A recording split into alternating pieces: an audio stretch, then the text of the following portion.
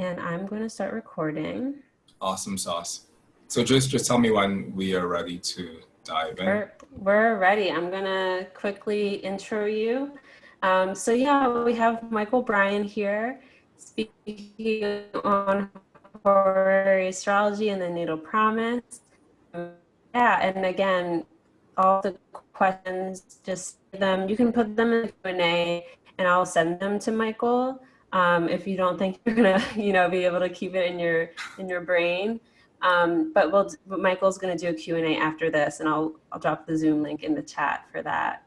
All right, I'm gonna turn off. Awesome sauce. Well, good morning, good afternoon, good evening, everyone, depending on where you are in the world. And I'm super excited to be here with you. And I'm also super stoked to be here at the Fresh Voices in Astrology conference. Thank you. Thank you, Kira. Thank you, Zach. Thank you, Tony. Thank you, everyone, for organizing this because it's an amazing event. So we are going to dive right in today into my presentation on Horary Astrology and the Natal Promise, and I'm just making sure that that is where it should be. And here we go. So, bada boom, bada bing. Start. All right. So, I am Mychal Bryan, and I am the founder of the Oraculos School of Astrology. And if you're interested in finding out more about the Oraculos School of Astrology, you can check out www.oraculosastrology.com. The title of the talk today is, let me see if I can minimize myself, is Horary Astrology and the Natal Promise. Experiencing the magic of astrology. And yes, there is a K there at the end of magic. And those of you who know, you know. So it's Horary Astrology and the Natal Promise, Experiencing the Magic of Astrology. And it's by me, Mychal A. Bryan. And all of this other stuff in the back here is just astro stuff that I'll explain soon. So just a little bit about who I am. I'm a certified professional astrologer. I have 15 years experience working with clients. This stuff here means that I am certified with the NCGRPAA at level 3 of that certification process. And this also means that I've studied with Lee Lehman in her advanced Horary apprenticeship many moons ago. I practice Renaissance and Uranian astrology, which is as weird a mix as they come. And I have to fight to defend that every single day that I do these two things with great effect. And anyway, that's the end of my spiel. I practice Renaissance and Uranian. I've been directly mentored by some of the greatest astrologers in the world today. I mentioned Dr. Lee Lehman, Mira Epstein, Judith Hill, Christine Skinner, Gary Kristen, and I'm not sure if the list goes on and on, but those are some people who automatically come to mind. I am a mnemonist, which means that because I like to waste both time and money, I have studied how to be a memory athlete by the Grandmaster and world record holder of mnemonics, Kevin Horsley in South Africa. And what that pretty much means is that I've taught myself how to memorize a cluster F of stuff. And that's also something that I teach all of my students at the Oraculos School of Astrology so that we could fit in a lot into their minds that allows them to retain all of that knowledge within our 2-year program. I'm a broadcast journalist, I'm a hypnotherapist, the founder of the Oraculos School of Astrology. Also, I'm the founder of the True Divination Podcast, which is on YouTube, which recently gave me an existential crisis because somebody told me that it wasn't really a podcast because podcasts are like on a proper podcast streaming platform. And I was like, whatever, I'm in the Bahamas. I have a podcast, it's on YouTube. So please do go and check out the True Divination Podcast over on YouTube. And I've recently founded the Blind Chart Reading Academy, which is over on Facebook. So if you type in on Facebook, Oraculos Blind Chart Reading Academy, you'll find us. Please do join so that you can be a part of the magic and the momentum that we're building over there because I believe that people should know how to blind read charts. And hopefully at the end of this presentation, you'll feel the same way too. Most importantly, I work with clients each and every day of my life. Literally, that has been the bedrock of my training and more than any other training that I've ever done with anyone. I work with clients. And I really love what Boney said in his presentation earlier, that he practices astrological magic. And I think that that's so important that we actually have a rootedness in our practice, in actual practice, because at the end of the day, we could talk about astrology from here to the mountains, but we really want to know that we have a client-based practice, because that's where we truly get to experience the magic of astrology. Moving on, shameless plug. I am on YouTube at the True Divination Podcast. You can type that in over there. And also on Instagram, you can type in the True Divination Podcast on Instagram. That's my handle. And that is likely to change after this weekend. I wanted to change it sooner, but I realized that everything for the Fresh Voices in Astrology Summit was already using this. So anyway, the True Divination Podcast, go check us out. Become a part of the family. Now, what is astrology? And I'm pretty sure that all of us within this room, we have all an opinion as to what astrology is. And for as many astrologers that are in the world, you will find just as many opinions as to what astrology is. And I think that's absolutely perfect. But to orient you to where we're going today, here's my definition of astrology. Astrology is the study of the crystallization of cosmic potencies within an individual moment in time.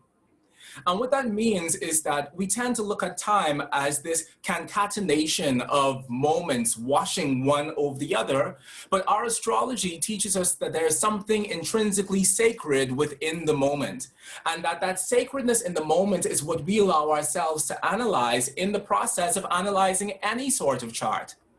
I once heard from someone that in the moment of the birth of anything, we crystallize a fractal of the universal song that's being sung by the universe at that moment. So you are a crystallization of a fractal of the universal song that was being sung at the moment of your birth. As am I, as are we all. We are all crystallizations of universal music, and we have that universal music crystallized within the context of our charts, but that crystallization process also happens within any moment of deep significance. Every moment of deep significance serves as a record keeper and a record holder of the universal potencies that were active at that moment. And that is the basis of our natal astrology, but in truth, that's the basis of every branch of astrology that we practice. So let's move on. What is divination? My favorite question in the world. Divination is the art and science of communicating with the divine via an established symbolic language.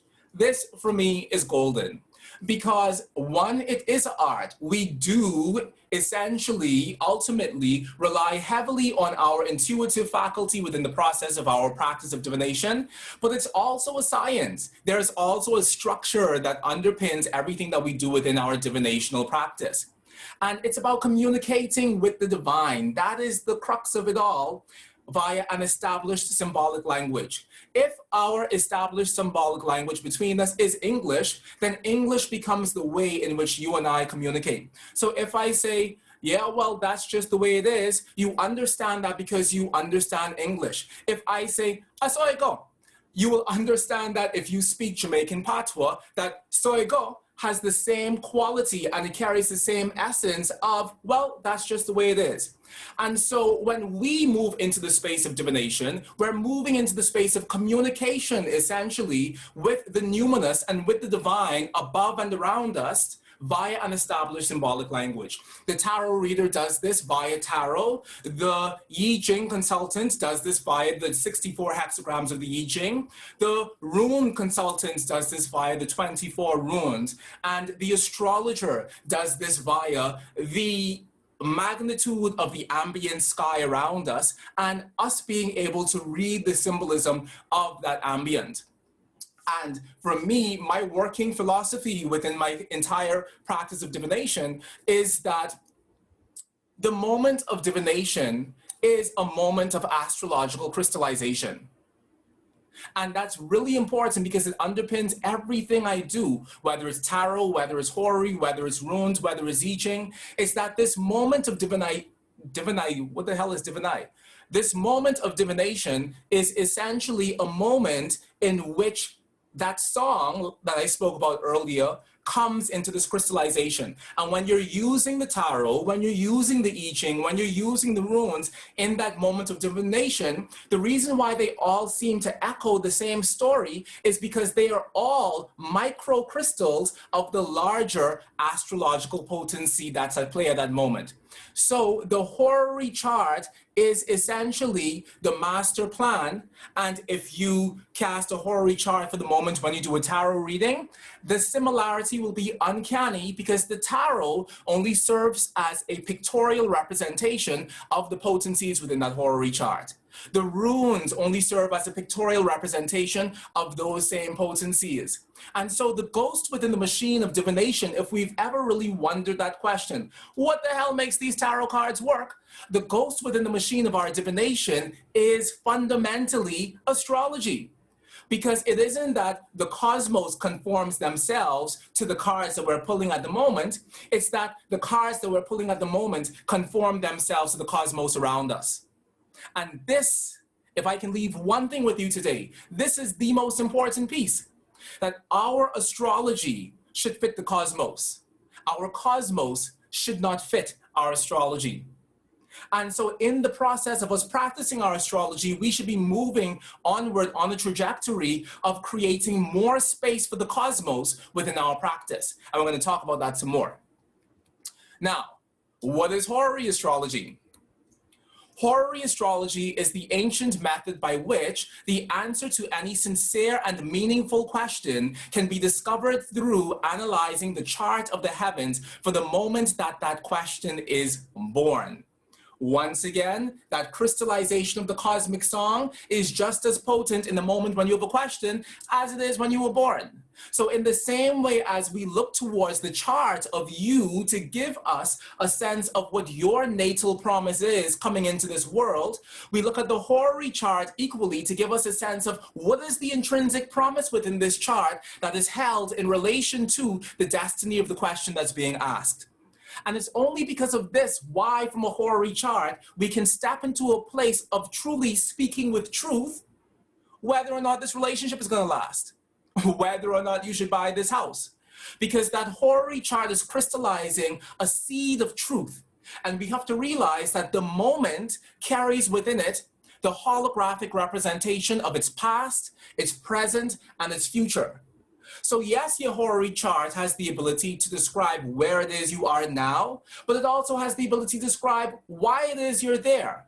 Because through an understanding of where it is you are now and why it is you're there, it creates an organic relationship to futurity that allows you to move towards the future, knowing that the future is fundamentally impregnated with the potencies of both your past and present. Now, let me move my talking head. WTF does a horary chart look like?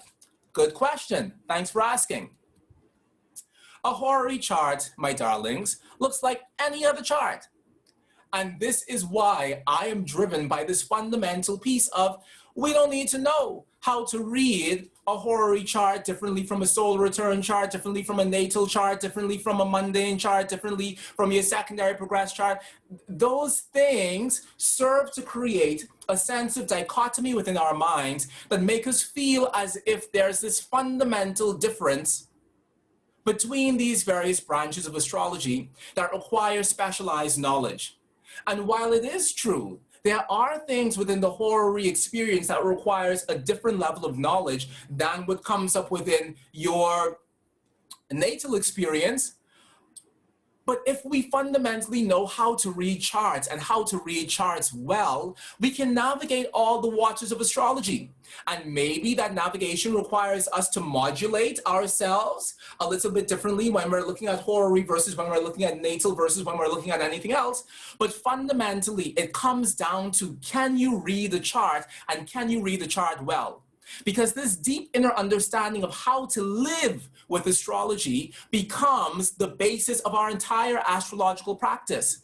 And we don't need to move into these compartments of saying, I'm a horary astrologer versus an electional astrologer versus a natal astrologer versus a medical astrologer versus a hoo-ha spaghetti meatball astrologer. Because if we look back to the astrologers of antiquity, they all had this full perspective of astrology that they operated from. It wasn't that the horary astrologer was different from the natal, who was different from the mundane, who was different from the electional.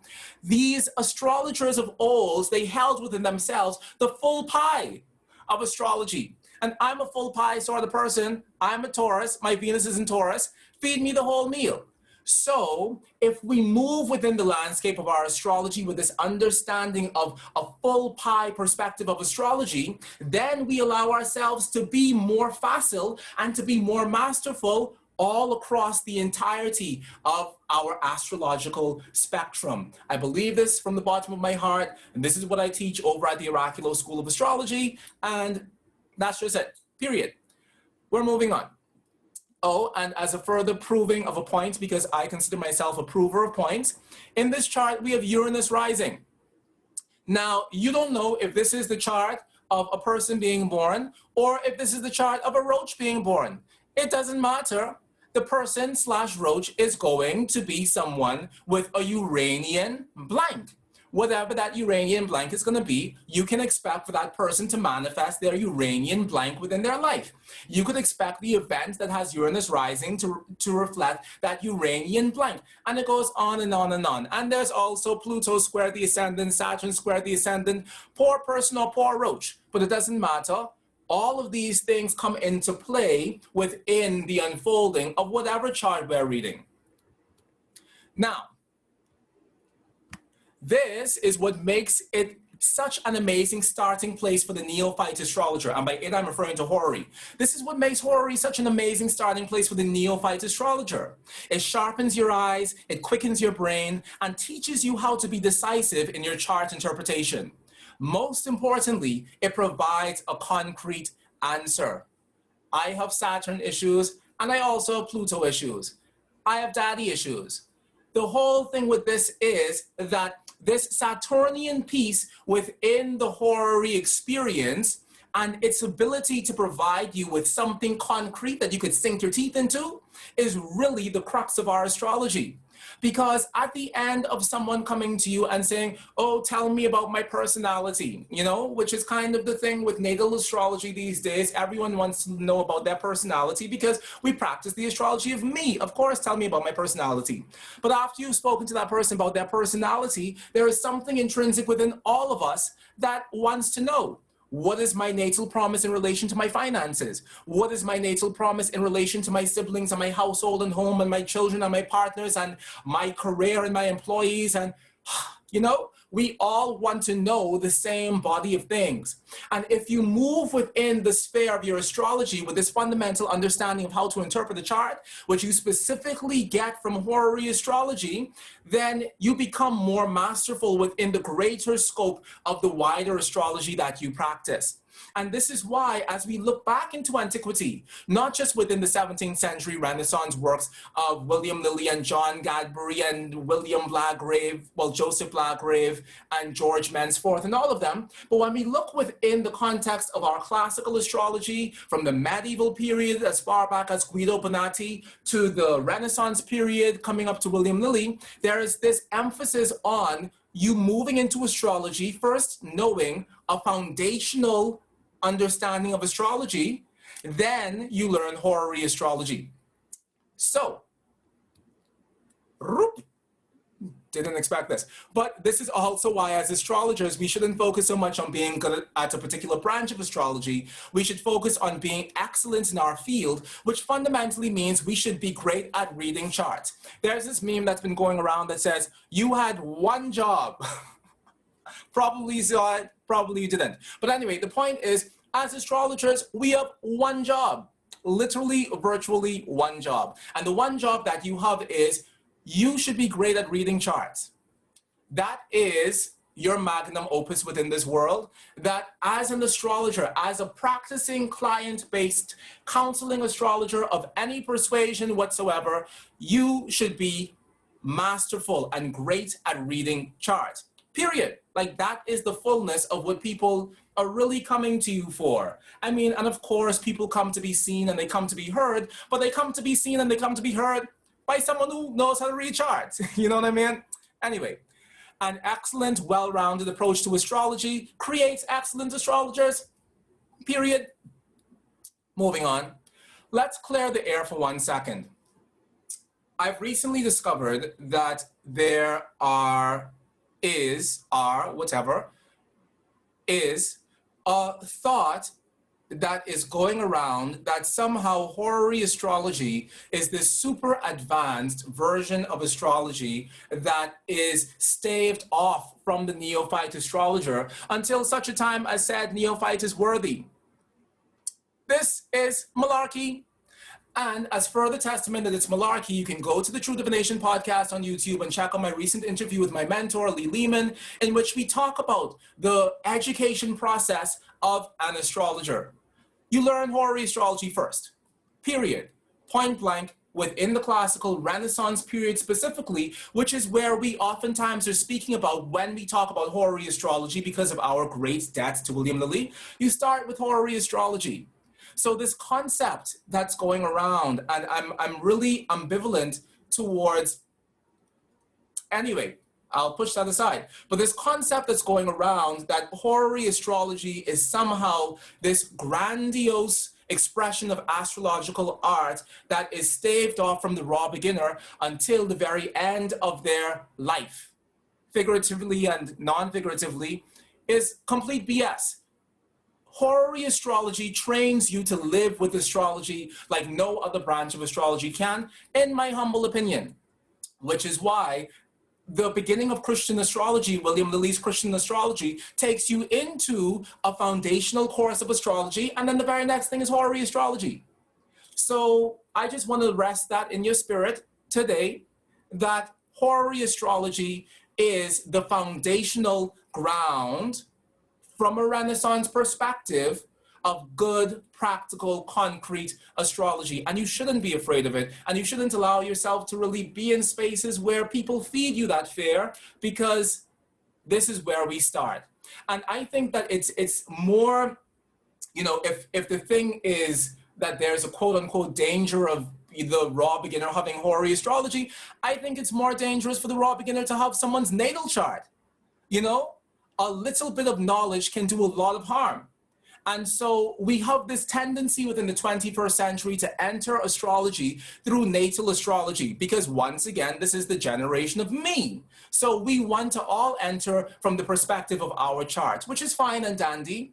But the raw beginner, armed with a little bit of knowledge about astrology, automatically putting themselves on a pedestal to interpret somebody's chart, is a really precarious thing. Because when we begin to interpret people's charts, we're interpreting the life of a person. And that interpretation requires a far greater level of internal maturity than a lot of other perspectives and approaches to astrology. So I teach my students Horary Astrology right after they learn a foundational course in astrology, because that horary ability allows you to see many, many, many, many charts. It allows you to spread your wild oats, and it hopefully allows you to gain a certain sense of maturity within the field of astrological chart delineation that you probably wouldn't have if you just jumped straight into the water trying to interpret people's natal charts. And that's the end of my spiel. I'm jumping off of the soapbox. We're moving on. So let's dive. Hey, Mychal, real quick. Yes? Just because you're taking a break, or not a break, but a second, you have 35 minutes left. I just checked. Okay, cool. Just wanted to let you know, just in case. Keep going. Okay, thank you so much.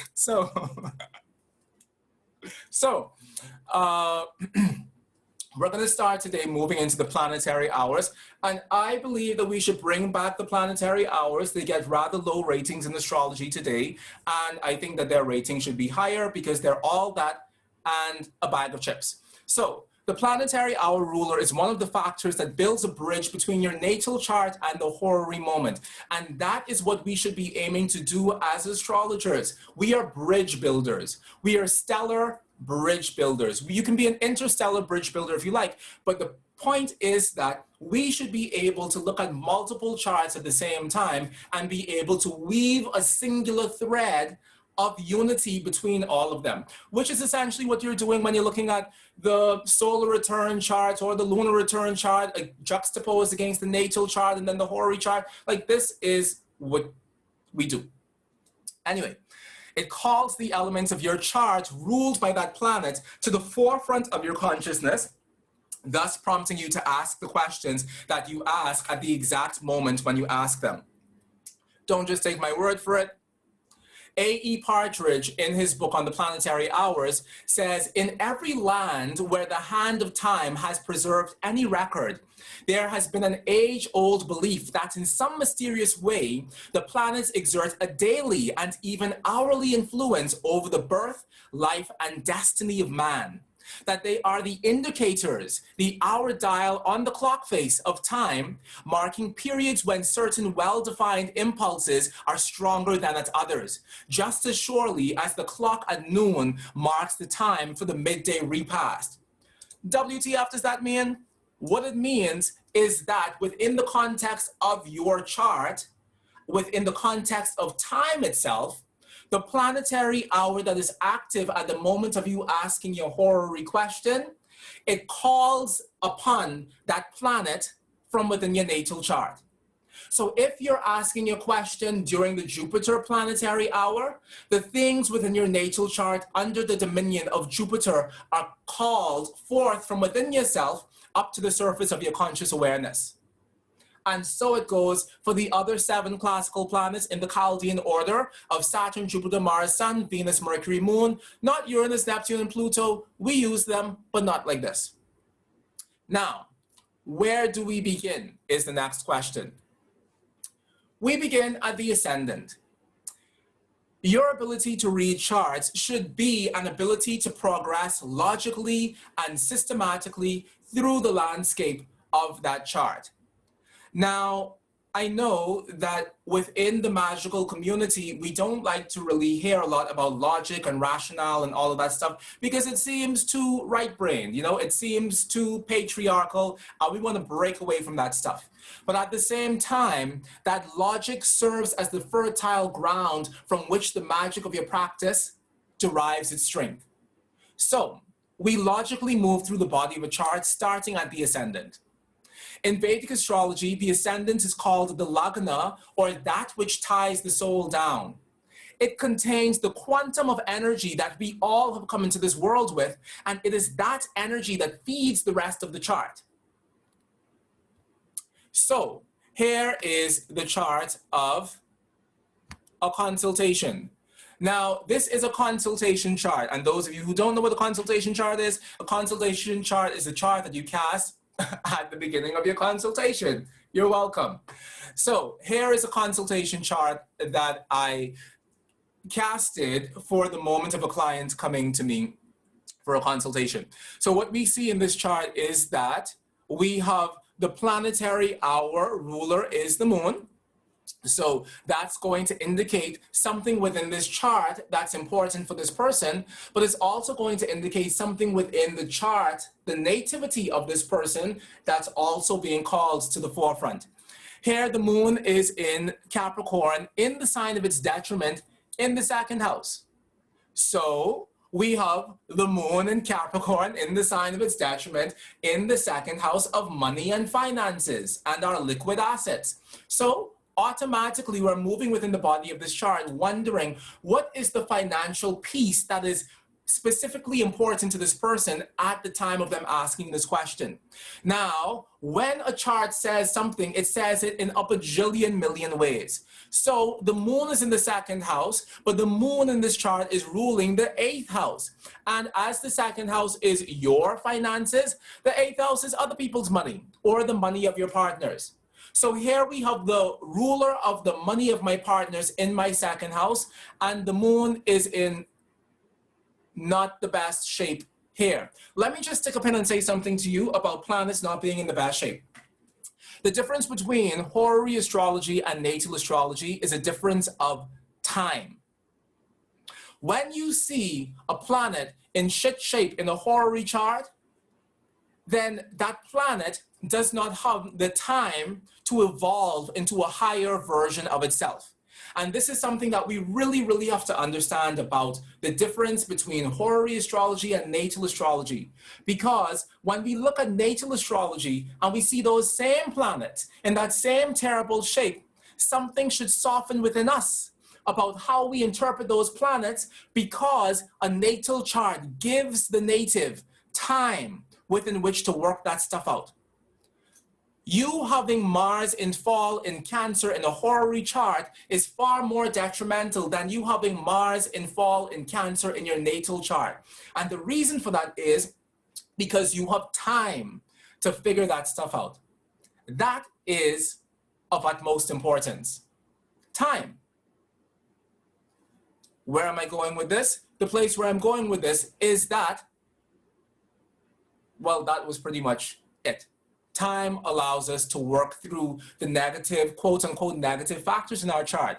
You know, we come into this world thinking that we're going to get a bunch of grand trines and sextiles and whatever, and then we end up getting a bunch of grand crosses, you know, and a bunch of T-squares. And time allows you to work that out. You know what I mean? In a horary chart, that's not necessarily going to be the case. In a horary chart, those grand crosses and those T-squares are going to be far more detrimental than they would be within your natal chart, because your natal chart gives you time, which gives you maturity, which gives you resilience. So if you have your moon in Capricorn in the second house, you'll be fine. You just know that you have to work a little bit harder at consolidating your financial situation, because in life you found yourself having to take care of your own financial situation probably at a very early age, period. So here we have the moon in Capricorn in the second house. So we know that money is of major importance here to this person. And we'll leave it there. Now, let's check and see what planet is ruling the ascendant, because the planet that rules the ascendant is going to tell us something about the issue that this person has going on. So here we have Jupiter ruling Sagittarius, ruling this person's ascendant. So what are some Jupiterian issues, you might ask? Well, Jupiterian issues are, and I'm not speaking about the strengths of Jupiter, I'm speaking about the issues of Jupiter, because no one comes to you to complain about their terrible trine, you know? They come to you to complain about the issues that they have that are manifesting as a result of their relationship to this moment in time. So some of the Jupiter issues are a scattering of energy. Like, that's a big piece for Jupiter, and an inability to consolidate one's efforts because of moving so far and so vast and not really allowing ourselves to settle down, essentially. And I can say that as a Jupiter-ruled person myself. We spread ourselves real thin because there's a superhero complex that makes us think that we can do all of the things. So this is a Jupiter issue that we see already. Now, we've already called that dissipation of power. Now, the other thing that we have here, dissipating power within this person, is the fact that this person has Neptune squaring the ascendant. Now, I consider within classical astrology, and not modern astrology at all, because I know that in modern astrology there are different thoughts about this, of which I have no opinion. But from a classical perspective, I consider there to be two toilet bowls within the cosmos. And the two toilet bowls within the cosmos are the South Node and Neptune. And you may say, oh, well, Neptune isn't classic. Whatever, Neptune operates, when it's operating malefically, it operates in a very South Node sorty way, like a toilet bowl. And I love what Zamboni said earlier, that he would view Pluto as a malefic planet, because truthfully, Uranus, Neptune, and Pluto, they are the real extraterrestrials out there. They really don't care about you in the sort of personal way as your moon might care about you, or as your sun or your Venus may care about you. So if you have Uranus, Neptune, Pluto, opposition, square, sesquiquadrate, semi-square, it's going to operate in a way that we may call, quote unquote, malefic, because they're so high, so far from us, that they don't even realize that your specific house is being flooded when they choose to send a tsunami your way. You know what I mean? Anyway, so this person has Neptune squaring the ascendant, which is saying that there's a fundamental piece of insecurity because of confusion that's actively affecting the life of this person. That confusion is the underpinning of where this person finds themselves and why. And as further confirmation, because once again, we're astro detectives, so we're looking for confirmation of stuff. As further confirmation, we have the South Node rising within this chart. Once again, if you have the South Node rising within your natal chart, it does not mean that you're going to die in 7 days. What it means is whatever that means within the context of your natal chart.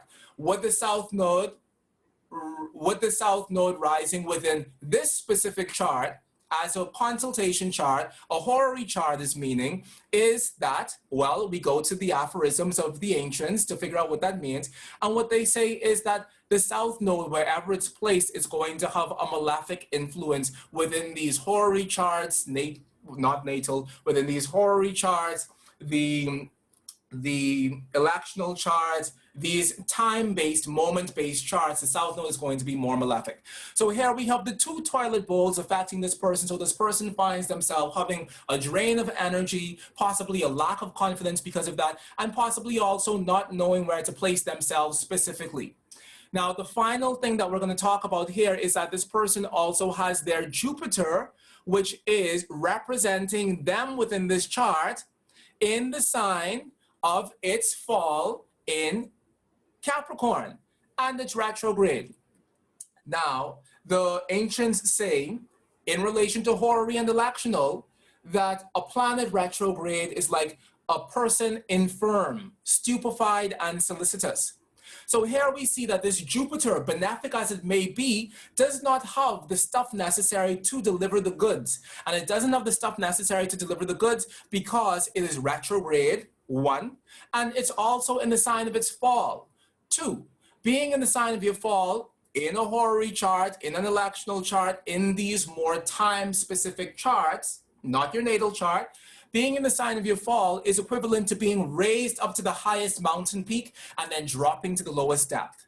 So there's a sense of intensity in the drop that this Jupiterian person feels right now. But we already know that, because why? This person is having Neptune square the ascendant as one factor, which says there's a drop or a lacking in energy because of fundamental confusion in my root, because it's happening from the bottom of the chart, and by whole sign houses, we know this Neptune will be in the 4th house.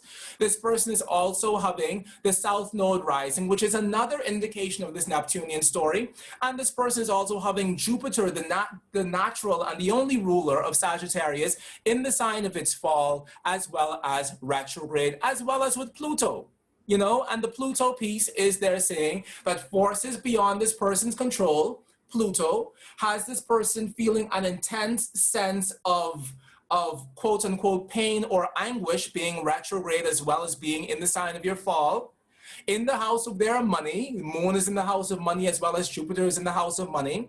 That fundamentally causes this person to feel a sense of, what's the other word? That fundamentally causes this person to feel a sense of lack of stability and lack of certainty within their environment because of both the influence of the Neptune and the South Node. Now let's go and let's take a look at the actual natal chart of this person and whether or not we can see the evidence of this horary chart coming up within their natal experience. So here we have the natal chart of the querent. And what we automatically see is, as the consultation chart is having Sagittarius rising, the natal chart is also having Sagittarius rising. As the consultation chart is having Neptune making an aspect with the ascendant, a hard aspect with the ascendant, here this person is having Neptune rising within this chart natally, which means that the natal sense of Neptunian whatever that this person normally lives with and normally has worked out a relationship to within her life, it's now working antagonistically against her by virtue of the Neptune here squaring the ascendant. And so was the case for this person, that she's usually able to deal with uncertainty. Having Neptune rising, she's usually able to find creative and oftentimes spiritually insightful conclusions to whatever it is she is going through within the context of her life, as is the case with her natal situation. However, at this moment, this normal piece that is normally a part of her disposition within the world is something that she finds antagonistically working against her, and she just found herself moving through a valley of confusion in relation to the stuff that was going on at that moment. we'll move on because I don't have time to go into what's going on within this particular chart, but I just want you to get a sense of how we would do that as well. Now, also read the moon being the planetary hour ruler.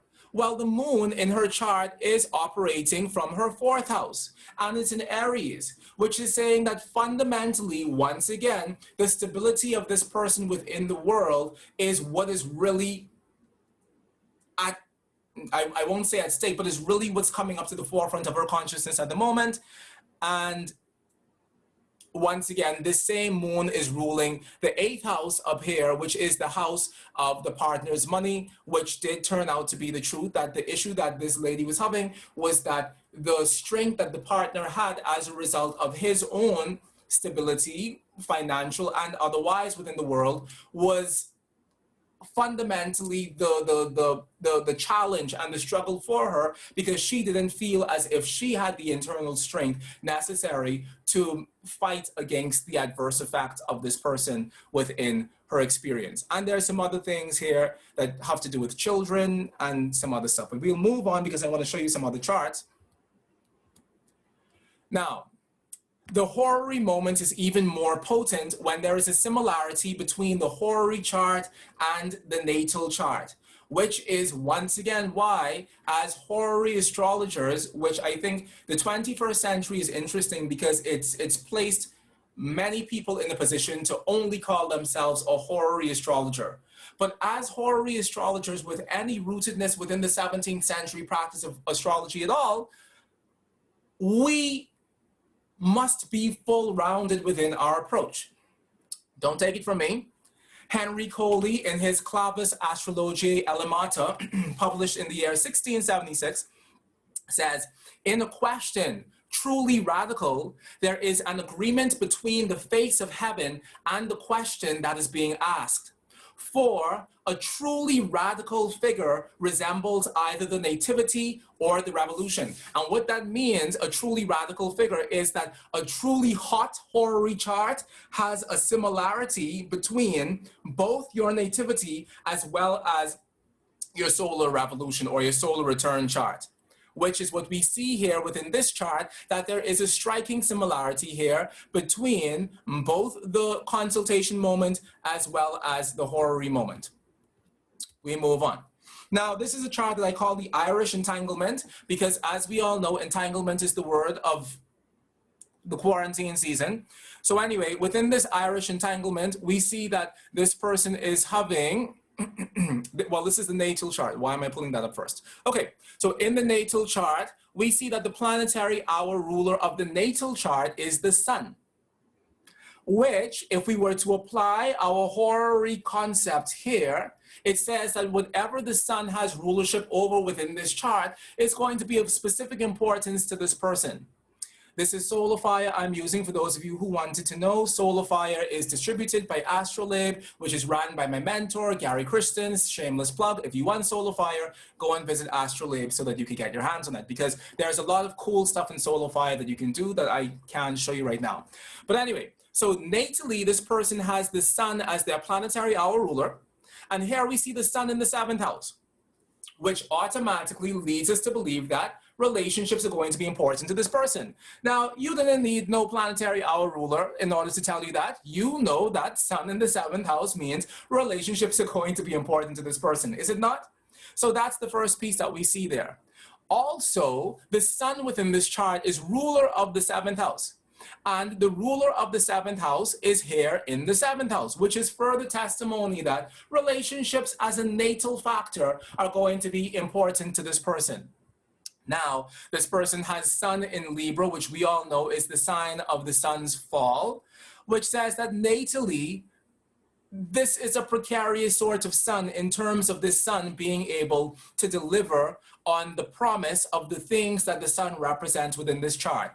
This does not mean that if your sun is in Libra, then it's going to be quote unquote bad, whatever that means. But what this means is that in terms of the sun's ability to deliver on its natal promise, the sun is going to have to work a bit harder. So we move on. So first of all, relationships are important to this person. point blank period. And this person is here as Saturn, because we use traditional rulerships. Saturn is representing this person, and this person is Saturn at 3 degrees Scorpio in the 8th house, Peregrine. Interesting.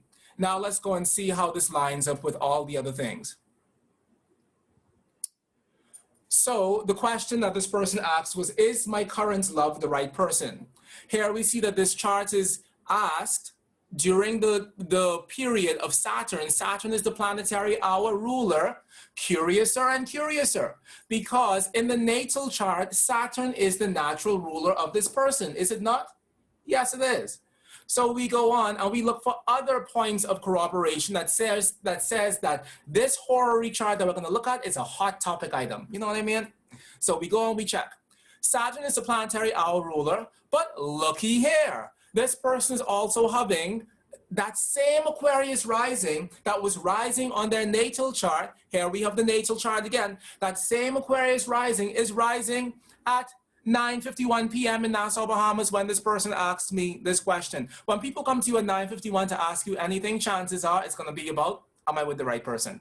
So we are also having this corroboration between the natal chart and the horary moment. Now, we saw that in the previous chart, the Saturn was Peregrine in the 8th house. Now, the 6th house, the 8th house, and the 12th house are considered classically to be malefic houses because they have no aspectual relationship to the ascendant, which I'm pretty sure we all know, but I'm just letting you know again. It's because they have no aspect relationship to the ascendant. So Saturn, Peregrine in the 8th house is kind of no bueno, but it's more no bueno if we saw that within a horary chart. Now, in this horary chart, this Saturn isn't in the 8th house, but the Saturn is in just as equally a house that has no aspectual relationship to the ascendant, because Saturn here is in the 12th house. And the houses that have no aspectual relationship to the ascendant are the 6th house, the 8th house, and the 12th house, right? So we already know that this person is operating from a place of loss of some kind of loss of intrinsic power by virtue of Saturn's placement in the 12th house. Now, those of us who know classical astrology, we also know that Saturn has its joy. Its terrestrial joy is in the 12th house. So the loss of power that this Saturnian person feels is probably something that they're comfortable with, which was exactly the case within the context of this chart. Now, we also see that the Saturn in this chart is retrograde, yes? And we go back to our aphorism from Bethem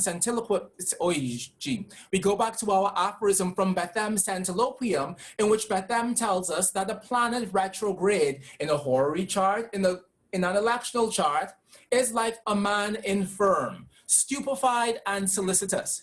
And you could take that one to the bank. So here this Saturn is in the 12th house, having no aspectual relationship to the ascendant.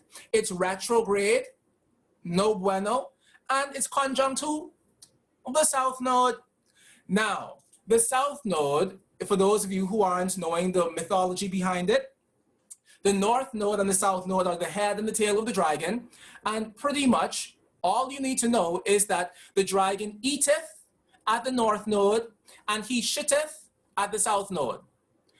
In Horary Astrology, electional astrology, and I have some thoughts about natal astrology. We can talk about that later, about your South Node. But whatever, in Horary Astrology, when we see the sort of contact that the significator of the ascendant, i.e. the significator of the person, is conjunct that South Node piece over there, then there's a sense of even further loss of power. So not only is this person losing power by being retrograde, fine, it's in Capricorn, its own sign, retrograde. So Bethem tells us that a planet in its own domicile, retrograde, is like a king within his castle, who is sick within his castle and therefore chooses to stay in his castle because of his sickness.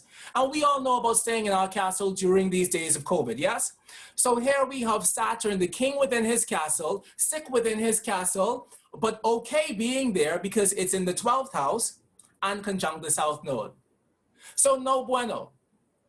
Also in this chart, we have the Neptune piece rising. And what's further interesting for us is that in this relationship chart, the ruler of the seventh house is going to be the ruler of this person's spouse, who they're asking about. And where do we see the ruler of the seventh house in this chart?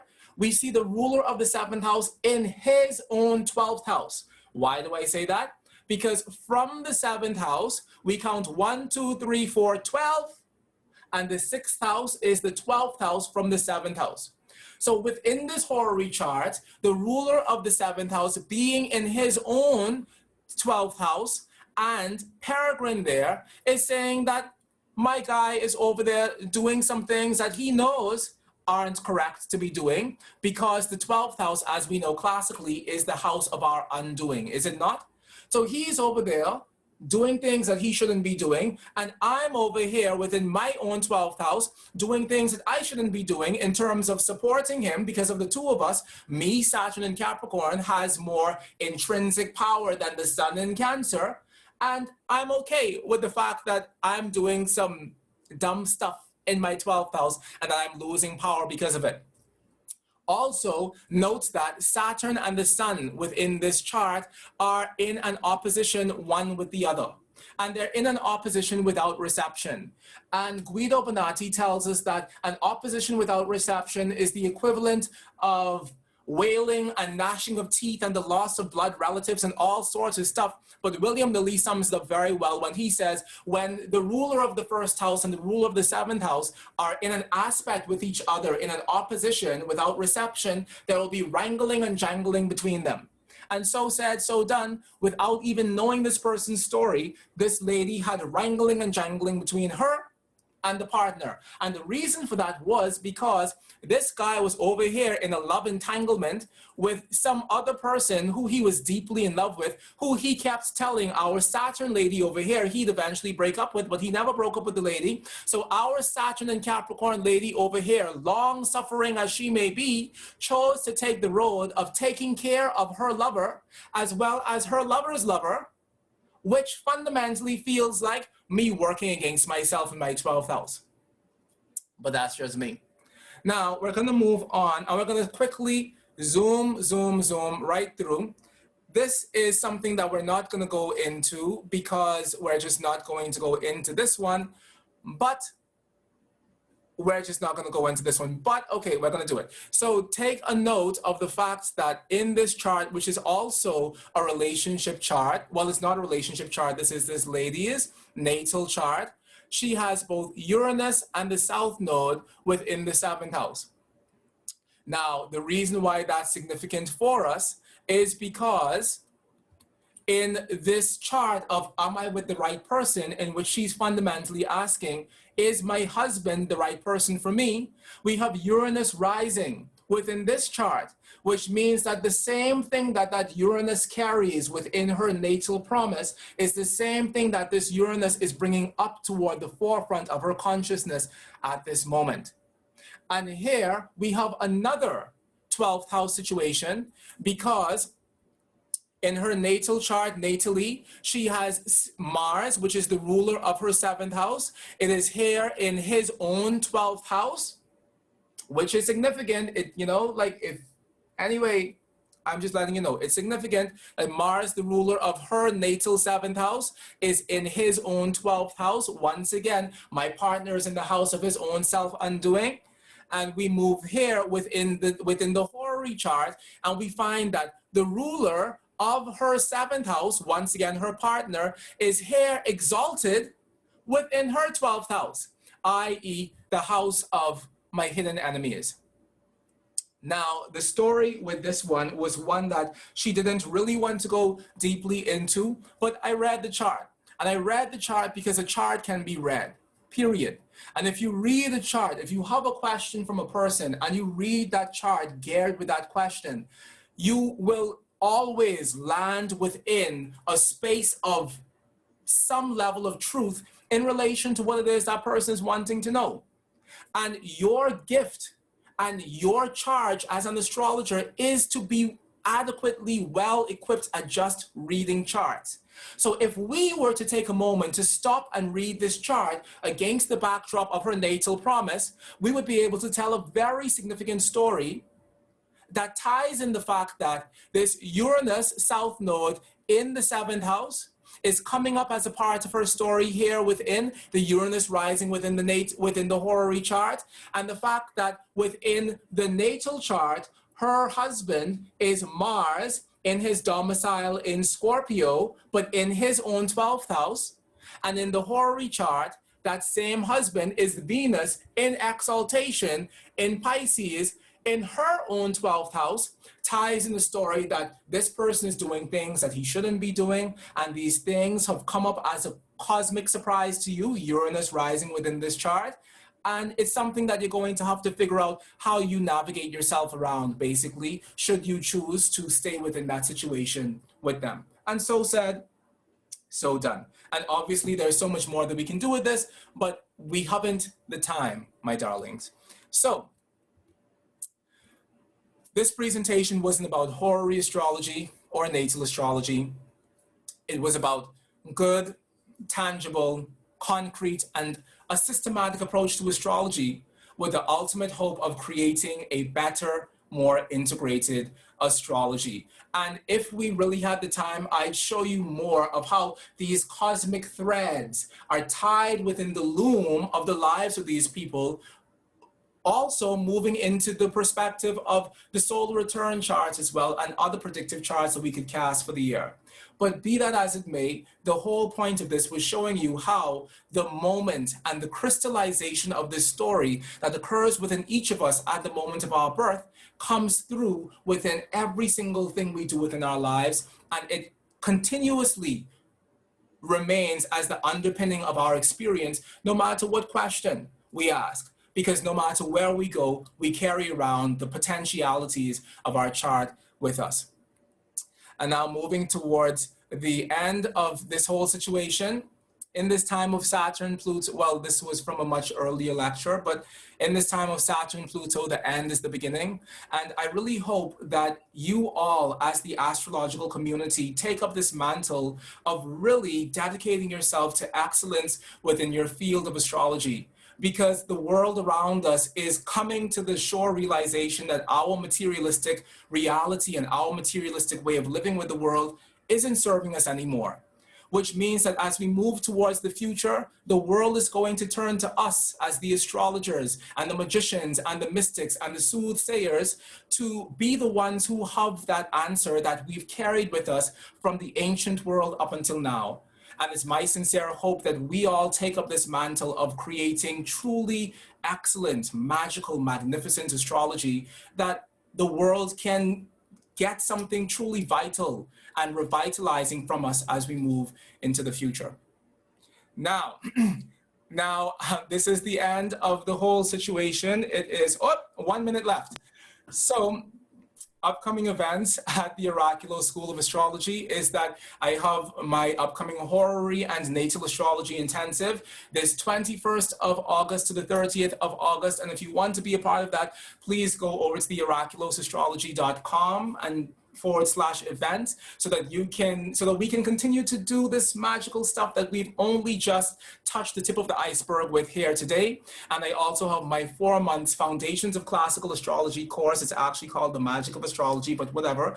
I have my 4 months Foundations of Classical Astrology course coming up this September to December, and that's where I give you the complete cosmic download of all of this and so much more. So if you want to be a part of that magic and that momentum, please do check out the website, and it's there, oraculosastrology.com, and also subscribe on YouTube at the True Divination Podcast. You could type that in and you'll find a bajillion million wonderful podcasts with myself and astrologers who know far more than me. So thank you so much. I was on an episode. Oh, and Kira was on an episode. Speaking of astrologers who know far more than me, Kira was not at all.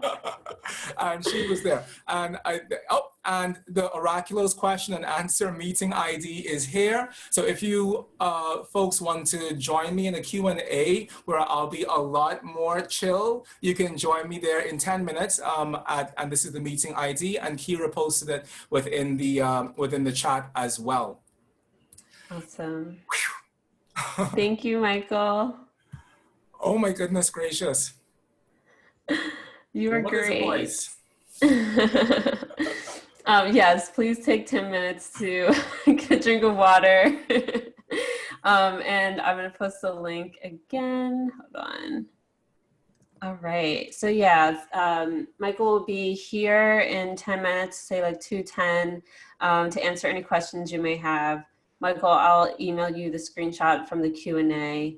And we will be back here in an hour at 3 p.m. Pacific with Taylor Ursula to talk about the Uranus-Saturn squares next year. And yeah, just a reminder that the All Access Pass is currently $95. Which gives you access to all 12 talks from the weekend, lifetime access. And that price goes up to $125 tomorrow night after the last lecture. So if you want to get on that, definitely do it soon. All right, we'll see you back here in an hour, same Zoom link. And if you have questions for Mychal or want to chat with him after, dropping it in here one more time, copy and paste it because you won't have it once I close this in a second. All right, see you guys soon. Bye.